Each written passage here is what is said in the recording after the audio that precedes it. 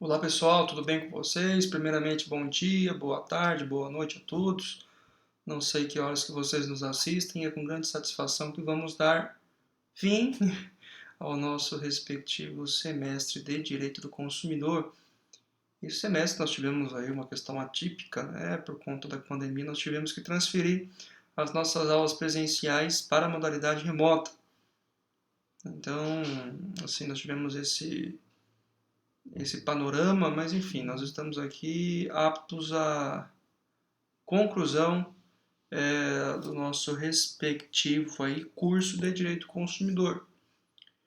Eu sei que semana que vem nós já temos a respectiva prova, mas é importante nós repassarmos aqui, de certo modo, a finalização do conteúdo.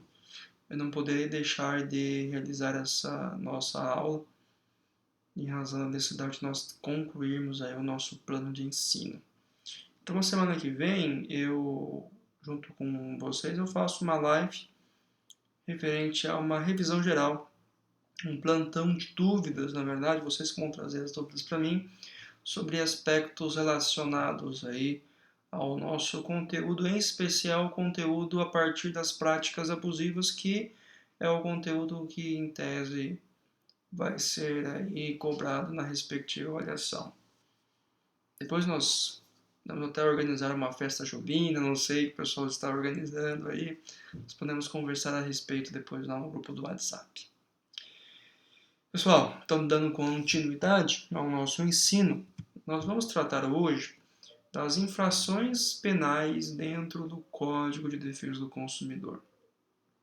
Vocês recordam na aula passada, uma aula muito interessante, nós tratamos das sanções administrativas, ou seja, das medidas administrativas de proteção do consumidor. E nessa aula, nós vamos tratar das medidas de categoria de espécie penal adotadas em prol da proteção do consumidor.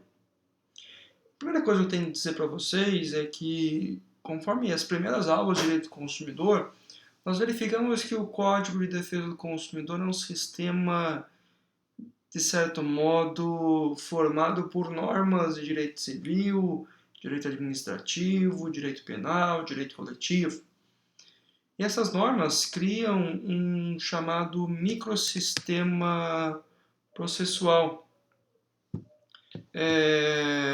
Nesse microsistema processual, nós estamos aí verificando neste momento na sala no que os aspectos penais dentro de crimes relacionados contra a ordem de consumo, contra o consumidor. Importante nós dizermos que nós temos um pouquinho sim de direito penal dentro do Código de Defesa do Consumidor.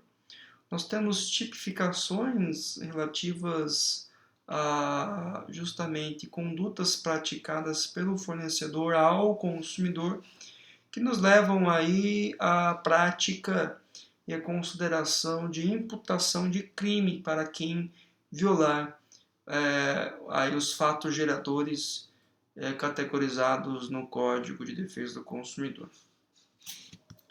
E dentro dessa esfera, pessoal, nós temos justamente conceituar aí o que é o direito penal do consumidor. Direito penal do consumidor são medidas adotadas que visam aí sancionar determinadas condutas praticadas do mercado. Ou seja, a sanção na espécie criminal dessas condutas garantem aos consumidores o respeito e também os deveres decorrentes do Código de Defesa do Consumidor na relação existente entre fornecedor e consumidor.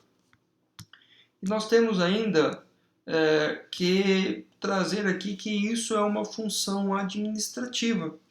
Ou seja, o direito penal do consumidor ele tem o seu caráter aí repressivo. Ele trabalha com uma conduta de repreender medidas que serão desfavoráveis a consumidor. Então nós temos até a conceituação do autor que ele fala que o direito penal é a mão de ferro do Estado. A partir do momento que nós vamos categorizar condutas que, se adotadas pelo fornecedor, vão violar direitos do consumidor e que essas condutas, além de ter um amparo de responsabilidade civil, ou seja, além do consumidor poder justamente entrar com uma ação reparatória de danos, entrar com uma ação visando a proteção do seu direito civil, cabe aqui o Estado e também o consumidor a solicitarem um processo judicial a representação criminal daquele que viola direito do consumidor. Ou seja, nós temos aqui uma outra esfera de gravidade. A repercussão aqui não vai ser somente em razão à pecúnia, a indenizações, na qual o Poder Judiciário pode arbitrar para aquele que viola normas do direito do consumidor. Mas sim, a indenização aqui ele vem como um fator não de ressarcimento de danos civis, mas também como um fator de repressão, né, apenado aí justamente por restrições a direitos, por condutas que vão trazer um crime de detenção para aquele que viola o direito do consumidor. Pessoal, e nós temos aqui interessante, eu vou até abrir o corpo da lei, os crimes que estão relacionados aqui a justamente tais condutas. Então, o artigo 61, ele traz justamente que constituem crimes contra a relação de consumo previstas nesse código, sem prejuízo ao Código Penal e também às leis especiais e também as condutas tipificadas nos artigos seguintes. Ou seja, vamos supor um crime de estelionato. Vamos supor que uma determinada empresa, nós tivemos um caso aqui em Maringá muito complicado, inclusive eu sou advogado de uma das partes vítimas, que é um golpe na qual uma pessoa, um estelionatário, praticou vendendo uma determinada carta de consórcio. Ele vendia uma premiação de consórcio, ele vendia um valor respectivo aqui ao consórcio, contemplado, e dizia que isso já era contemplado, que a pessoa teria aí uma vantagem, né, em relação à compra. Ele aplicava um certo golpe na praça, então muitas pessoas compraram, levantou mais de R$1 milhão e várias pessoas aqui em Maringá foram lesionadas. Ou seja, nós temos uma conduta aqui no que diz respeito a um estelionato, a uma apropriação indébita, um fator que o próprio Código Penal estabelece como crime. E nós temos aqui também um crime, justamente a ordem consumerista. Essa pessoa que adquiriu esse consórcio é equiparado a consumidor. Então, mesmo havendo a previsibilidade de dois institutos jurídicos, ou seja, do Código Penal, e aqui também das normas relativas ao Código de Defesa do Consumidor, no que diz respeito ao direito penal do consumidor, uma norma não anula a outra. Ou seja, as infrações penais estabelecidas no CDC não invalida aplicações dispostas no Código Penal e também em leis especiais. Ou seja, nesse inquérito policial nós podemos ter aí uma infração, né? Estelionato ou apropriação indébita, não sei qual seria o tipo penal cabível, uma vez que eu não sou também professor e nem atuo na área de direito penal. Mas, enfim, além dessa tipificação do Código Penal, nós teríamos também uma tipificação aqui do CDC em razão da violação aí, desse direito. A violação do Código de Defesa do Consumidor seria o artigo 66, que fala o seguinte, né, que é considerado crime fazer afirmações falsas ou fazer afirmações enganosas com o objetivo de omitir informações sobre a natureza, característica, quantidade, qualidade, segurança, desempenho, durabilidade, preço ou garantia de produto ou serviço. Então aqui há uma pena para o fornecedor para que ele justamente aí seja condenado a 3 meses a 1 ano de detenção por conta da oferta chamada oferta enganosa. Professor, mas vamos citar um exemplo aqui só para a gente, né, dar andamento ao nosso caso prático. Vamos supor que esse estelionatário ele deu esse golpe por uma pessoa jurídica, ou seja, nós temos aqui que ele tinha um CNPJ e esse CNPJ que ofereceu aí o respectivo consórcio falso ao consumidor. A pergunta que eu faço, a pessoa jurídica pode ser imputada como crime de responsabilidade criminal? Será que o delegado de polícia vai ordenar a prisão, a detenção da pessoa jurídica? Ou seja, será que, de certo modo, a empresa vai ser levada para a penitenciária estadual de Maringá, por exemplo, para PREM, ou vai ser levada para carceragem? Não, pessoal, né? A responsabilização criminal, de certo modo, é atendida perante os prepostos, ou seja, perante os responsáveis legais da empresa em questão. Vou citar um exemplo para vocês, o caso da Boate Kiss. O caso da Boate Kiss eu sempre cito em sala de aula, é um caso emblemático, né, na qual trouxe diversas incidências de responsabilidade. Né? Nós tínhamos lá uma responsabilidade civil pelos danos oriundos às vítimas e também as pessoas que estavam lá naquele momento.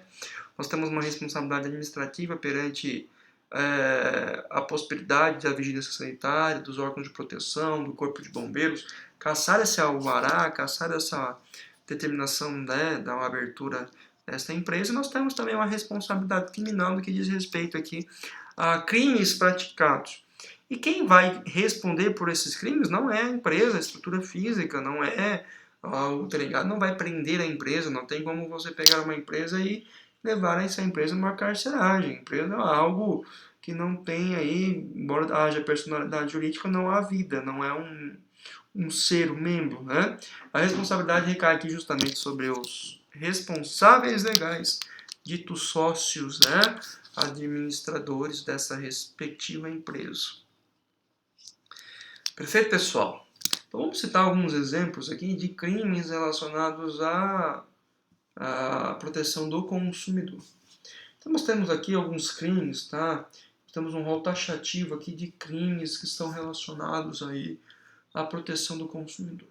O primeiro crime, artigo 63, diz respeito ao seguinte: omitir dizeres ou sinais ostensivos sobre produtos nocivos, perigosos, né, em embalagens, em recipientes ou publicidade, gera uma detenção de pena de 6 meses a 2 anos. E aqui também, né, incorrerá a mesma pena quem deixar de aleitar recomendações de forma ostensiva sobre periculosidade do produto ou do serviço.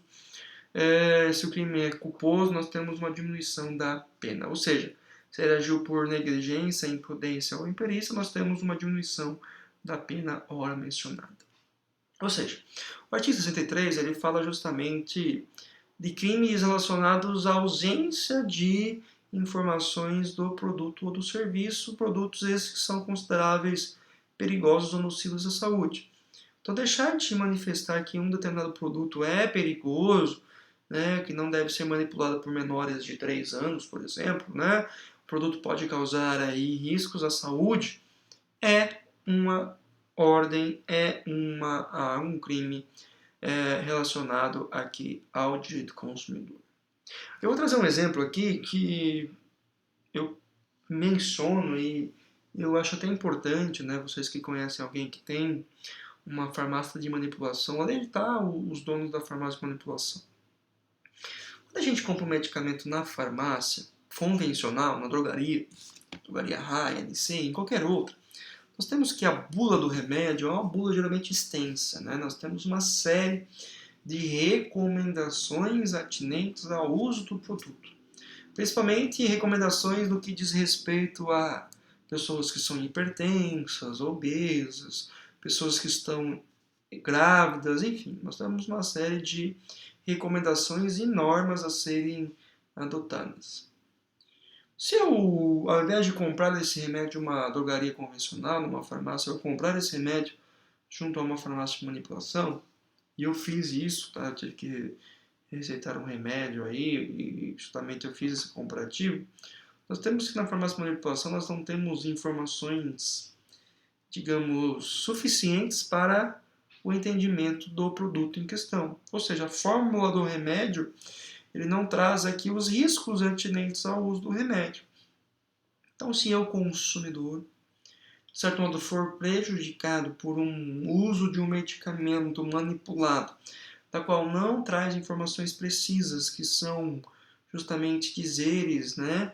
São informações, de certo modo, a bula desse medicamento é manipulado, que fala, não pode manipular o remédio, não pode usar em estado de gravidez, não pode usar aí o medicamento justamente em havendo aqui hipertensão, enfim, traz uma recomendação de uso, eu posso dizer que esse dono da farmácia de manipulação cometeu um crime aí consolidado no artigo 63 do Código de Defesa do Consumidor. Então, numa conduta de especialista, de advogado especialista, eu recomendo aí a clientes, né, principalmente donos de farmácia de manipulação, que façam a menção a esses dizeres. Façam aí, pagam uma gráfica e trazem isso dentro do medicamento, com certeza, para que não haja violação de normas relacionadas ao direito do consumidor. Isso foi um dos exemplos aí que eu agora raciocinei e estou passando para vocês. O artigo 64, ele traz a mesma toada, tá? Traz a mesma menção, a mesma, digamos assim, importância, né? Deixar de comunicar à autoridade competente ou consumidor sobre se tratar de produtos nocivos ou perigosos, né?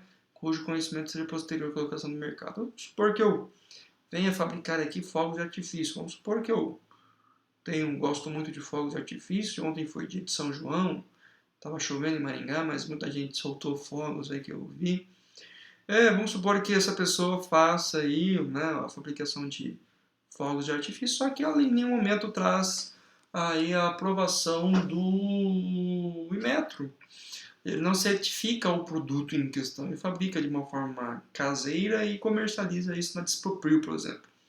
Ou seja, ele deixou de comunicar à autoridade, deixou de passar o produto aí às respectivas certificações necessárias para que haja justamente aí a certificação e aprovação e o teste do produto antes de colocar o produto no mercado. Outro procedimento é executar serviço de alta periculosidade contrariando uma autoridade competente. Eu lembro aqui de algumas questões que são levadas, como por exemplo, vamos supor que eu queira fazer um tratamento de regime, né? Vamos supor que eu, por conta da quarentena aí, deixei de praticar exercícios físicos, é verdade, e vamos supor que eu ganho uns quilinhos a mais aí, quero tratar isso aí, quero que passar por uma clínica de estética. Vamos supor que uma clínica de estética traz um método revolucionário e também um método inovador. Só que esse método utiliza uma substância química não autorizada pela Organização Mundial da Saúde, pela Anvisa. Enfim, utiliza, sei lá, aplica um composto lá, aplica um ozônio, não sei se é permitido ou não. Muita gente faz isso, né? Enfim, pessoal, neste caso em específico, né, nós temos que fazer serviços, executar serviços que contrariam as determinações recomendadas, nesse caso que eu citei de exemplo, questões oriundas aí a clínicas de estética, é uma coisa que justamente é tipificada como um crime penal dentro da relação de consumo. Tá? E aqui não dizem que não são aplicáveis em prejuízos à lesão corporal e à morte. Então há uma inclusão de 2017 que traz que é somente auferível aí essa penalidade, né, quando há lesão corporal, ou seja, o tratamento, ora aplicado na pessoa, de certo modo, tem que ter uma repercussão, um dano pessoal ou a morte, né, para que seja determinado o crime em questão. Outro tipo penal estabelecido é o que eu mencionei para vocês no artigo 66, né? Nós temos que fazer afirmação falsa ou enganosa, né? Ou trazer informações insuficientes sobre a natureza e característica do produto ou serviço. Enfim, preço, garantia, né? Omitir informações básicas relacionadas ao direito de informação do consumidor, enaltecido no artigo 6º, né? Traz aqui uma pena, um crime, justamente aqui estabelecido no artigo 76, de detenção de 3 meses a 1 ano. Outro crime em especial aqui do Código de Defesa do Consumidor diz respeito a fazer ou promover publicidade que se sabia ser enganosa ou abusiva. Já fazendo uma revisão geral, em publicidade enganosa é aquela que leva o consumidor a erro por aspecto do produto, né? Por características, por qualidade, por preço, por garantia. E publicidade abusiva é mais grave, é que gera uma discriminação por cor, raça, credo, enfim, que gera um atentado aí à dignidade e à honra subjetiva da pessoa.